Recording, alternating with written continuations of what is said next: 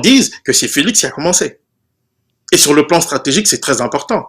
Et c'est la raison pour laquelle il a demandé à tous ces gens de ne pas réagir aux provocations, de laisser. Je veux rappeler un détail important. Vous savez, Joseph Kabila a écrit au chef d'État de la région de la SADC, au secrétaire général de l'ONU, le 22 octobre, un jour avant le discours de Félix Tshisekedi. Cela veut dire qu'il a anticipé. Il n'a pas attendu le discours de Félix Tshisekedi pour écrire au chef d'État de la SADC pour lui raconter sa version des faits. Et quand vous lisez entre les lignes les extraits de la lettre qui ont été, qui ont été diffusés sur Jeune d'Afrique, vous réalisez une chose, c'est qu'il est dans une logique d'affrontement, mais il se fait passer pour celui qui défend la Constitution et l'ordre institutionnel en faisant rejeter la faute de tout ce qui va arriver à Félix Tshisekedi. Et c'est la raison pour laquelle nous avons la posture que nous observons de la part des acteurs étrangers, régionaux et internationaux. Des gens, quand les gens disent, écoutez, allez négocier, je pense que quelque part, les gens se posent des questions sur le sérieux du pouvoir actuel. Et le problème, le grand problème, c'est que Félix n'a pas de stratège autour de lui, des gens qui sont capables d'anticiper, de comprendre ces enjeux, de lui dire, écoutez, au niveau, au plus haut sommet de l'État, on ne laisse pas parler ses émotions ou les émotions. On ne se fie pas aux émotions de ses partisans. On parle en fonction de la réalité du pouvoir et des enjeux que tout cela implique. Et je crois qu'au niveau du pouvoir congolais, jusqu'à présent, on ne l'a pas encore compris, mais du côté de Joseph, on l'a compris parce que lui, il est resté au pouvoir pendant 18 ans. Et il y a un autre détail qu'il faut garder à l'esprit, Marius, c'est que, et là, je repars sur la dimension régionale du conflit. En 18 ans, il faut que les gens de Félix qui vont suivre puissent comprendre ça. En 18 ans de pouvoir, Joseph Kabila s'est arrangé pour ne pas avoir des soucis avec tous les pays de la région. Félix Tshisekedi n'a pas de problème avec les pays de la région. Mais sa proximité avec le Rwanda l'a placé en porte-à-faux avec certains pays, dont le Burundi et l'Ouganda. Quelle sera la position de ce pays en cas d'affrontement? Parce que Félix est perçu comme la marionnette de Kagame dans la région. D'où le surnom qu'on lui a donné au Rwanda de Tshisekedi Gisekera Mwanzi. Demandez aux Rwandais ce que je vous dis, ils vont vous le dire. Il est considéré comme la marionnette de Kigali. Mais je ne crois pas qu'en cas d'affrontement entre Félix et Kabila, Kagame sera du côté de Félix. C'est pas vrai. La preuve, vous avez des petits signaux. Rouberois est toujours avec Joseph. En cas d'affrontement, vous allez avoir des pays de la région qui vont non seulement s'affronter entre eux, mais ils devront prendre position dans le jeu congolais interne. Alors, nous savons également que Joseph Kabila n'a pas, en tout cas, c'est ce qui est vu, n'a pas le soutien de la communauté internationale, l'Union européenne, les États-Unis, ils ne soutiennent pas Joseph Kabila. Alors, en quoi il pourrait être nuisible? Comment est-ce qu'il peut s'hasarder à faire quelque chose alors qu'il n'a pas ce soutien? On a l'impression que le plus important aujourd'hui pour Joseph Kabila, c'est sa sécurité. Et jusque-là, cette sécurité, c'était Félix Tshisekedi qui la lui offrait. Comment est-ce qu'il peut faire quelque chose alors qu'il n'a pas ce soutien? C'est une très grave erreur d'appréciation que les Congolais font en pensant que la sécurité de Joseph, c'est Félix qui... Non, Félix était un peu... C'est vrai, d'une certaine manière, c'était un peu l'avant-scène avec les Occidentaux, mais Joseph Kabila assure sa sécurité tout seul. Il ne peut pas compter sur Félix et il le sait. Et Félix le sait aussi. Il faut être... faut être très naïf pour le penser. Maintenant, quant au soutien international, Joseph est en rupture avec l'Occident depuis 2011 officiellement. Pour moi, ça remonte à 2009. Et j'en ai parlé dans mon livre sur le Canada dans les guerres en Afrique centrale, où j'ai situé le point de rupture. C'est quand il a introduit la Chine dans le grand jeu congolais. C'était ça le point de rupture. Mais les Occidentaux avaient accepté en espérant qu'il allait revenir aux bonnes considérations à leur égard. C'est que Joseph n'a pas fait. En 2011, l'Occident était contre Joseph. Et moi, je sais, un diplomate d'un pays de la région qui m'avait raconté que le problème qui s'est posé, c'est qu'il n'avait personne en face. Donc, ils l'ont toléré au nom du pragmatisme, du réalisme politique. Quand Félix est arrivé au pouvoir, je tiens à vous rappeler, et je vous l'ai dit tantôt, ce ne sont pas les Occidentaux qui ont imposé Félix. C'est Joseph qui s'est entendu avec Félix, il l'a placé. Et quand les Occidentaux ont voulu s'élever contre ça, la Chine et la Russie sont intervenus. Il faut que nous comprenions ceci, Marius. Le monde a changé. Le monde est multipolaire. Le monde n'est même plus bipolaire comme à l'époque de la guerre froide.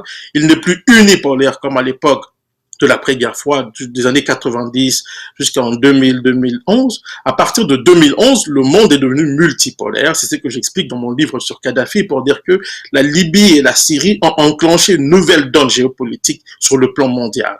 Les Occidentaux peuvent avoir des positions sur le Congo. Ils savent très bien qu'ils ne pourront pas décider de l'issue. L'issue va impliquer plusieurs autres acteurs, dont les deux grandes puissances qui sont la Chine et la Russie, mais aussi les pays, les puissances régionales, l'Afrique du Sud, l'Angola, et puis des pays comme le Rwanda qui ont encore des entrées dans ces pays-là. Donc si ça barre de Congo, c'est d'abord les puissances régionales qui vont départager les parties.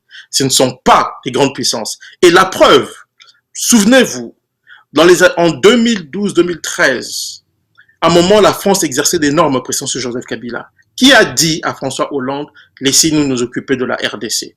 C'est Jacob Zuma.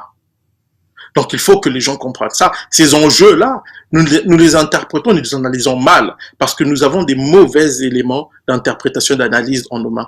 Il faut que les gens comprennent que le monde a changé et que si ça barde, comme je vous ai dit, la plupart des acteurs que vous citez vont prendre position. Quant à savoir si les Occidentaux vont soutenir Félix Tshisekedi, il faut comprendre ceci. Les Occidentaux vont le pousser, les Américains particulièrement, vont le pousser à un changement, à s'éloigner de Joseph comme il le fait. Le problème, c'est que pour les Occidentaux, ce n'est pas Félix qui est prioritaire. C'est l'atteinte de leurs objectifs. Et lisez l'article du journal Le Monde qui est sorti. Et c'est quoi leur objectif? Leur objectif, c'est de se débarrasser de Joseph. Ce n'est pas de garder Félix. Il faut que mais si leur objectif est de se débarrasser de Joseph et que Félix Tshisekedi peut les lui offrir, ben, c'est le meilleur allié. Exactement. C'est la raison pour laquelle je dis que Félix va servir d'instrument, mais pas d'allié. Et je veux vous rappeler une chose. Le journal Le Monde a écrit, il y a un article qui est sorti il y a 2 ou 3 semaines, dans lequel le même ambassadeur des États-Unis, qui glorifie Félix en public et qui, en privé, il dit quoi? Il dit que eux, les États-Unis et l'Union européenne, donc la plupart des chancelleries occidentales, considèrent Félix Tshisekedi comme un président de transition en attendant les élections. Il faut que les gens comprennent ça. Ça veut dire quoi? Nous allons nous servir de lui, il va faire ce qu'on attend de lui, il va nous aider à nous débarrasser de Kabila, mais après, si lui il est neutralisé, il n'y a pas de problème. C'est comme ça que eux voient ça. Et je vais vous donner un exemple, parce que nous, on est très amnésiques. N'est-ce pas là, cher Patrick, c'est qu'ils font partout leurs intérêts. Mais exactement, moi je ne veux pas leur reprocher. Je pense que c'est aux Congolais de comprendre ça. Prenez un exemple, Marius, puisque nous, on est très amnésiques. Le général Mayele, il est en contact avec les Américains et les Britanniques pendant la guerre de l'Afdel. C'est lui qui devait permettre à l'Afdel de rentrer à Kinshasa sans effusion de sang. Il l'a fait pour le compte des Américains. Mais quand il a été assassiné, je renvoie nos compatriotes au film, au documentaire L'Afrique en morceaux. Quand on appelle Dan Simpson, l'ambassadeur des États-Unis, on lui dit « Mayele a été tué ». Si ma mémoire ne me fait défaut, il dit « So what ?» Le plus important est que Mobutu n'est plus là. Et alors? Exactement. Ouais, je voulais dire « So what », c'est juste « et alors ?» ouais. Exactement. C'est-à-dire qu'il faut que les gens comprennent ceci. Dans cette affaire, c'est pour cela que je dis, Félix peut triompher de ce bras de fer. Bon, ce ne sera pas lui-même, il y aura des forces derrière. Le problème, c'est que non seulement son avenir à lui-même est sur un plateau, mais moi, ce que je vois, ce n'est pas les deux hommes qui ont confisqué la volonté populaire en 2019. Moi, ce que je vois, c'est la RDC. Qu'est-ce qui pourrait arriver à la RDC quand vous n'avez même pas encore réglé la question de Minembwe, quand vous n'avez pas réglé la question de la stabilité à l'Est, quand nous n'avons pas réglé la question de la présence de la Zambie. Et si ce qui se passe est une voie pour arriver à régler ce qui se passe à Minembwe, non? Peut-être, mais il faut faire très attention. Ça prend une certaine cohérence au niveau congolais pour y arriver. Le problème, c'est que l'armée que nous avons là, vous pensez que vous allez diriger les gens qui sont à l'Est, les Rwandais qui ont la tenue des FARDC? Et que dites-vous de ceux qui sont là, les Zambiens? Supposons aujourd'hui que les gouverneurs qui sont du côté du Katanga, quand je parle du Katanga, vous comprenez toutes les régions qui ont été fragmentées, qui forment aujourd'hui Lualaba, toutes ces régions-là. toutes ces provinces. Supposons que ces gouverneurs-là disent, bon, nous n'allons pas obéir à Kinshasa. Est-ce que vous vous rendez compte du risque de déstabilisation, de démembrement du Congo? Alors, Parce que si vous les... Qu'est-ce que vous reprochez à Félix Tshisekedi par rapport à ce qui se passe? Le manque de clairvoyance politique et géopolitique. C'est-à-dire, qu'est-ce qu'il aurait dû faire? C'est quoi l'erreur qu'il est en train de commettre? L'erreur, d'abord, la première erreur, et parce que j'ai eu beaucoup de gens qui m'ont demandé, mais Patrick, c'est quoi la solution? Si vous demandez la solution par rapport à la problématique du conflit Joseph-Félix, je ne pourrais pas vous lui donner. Si vous me posez la question pour avoir une solution, la question de la solution sur la problématique globale, je pourrais vous dire que le problème est issu de 2019. Marius, vous l'avez dit au début de l'émission, c'est ici, pour votre émission, que je vous avais dit, Marius, nous aurons des problèmes.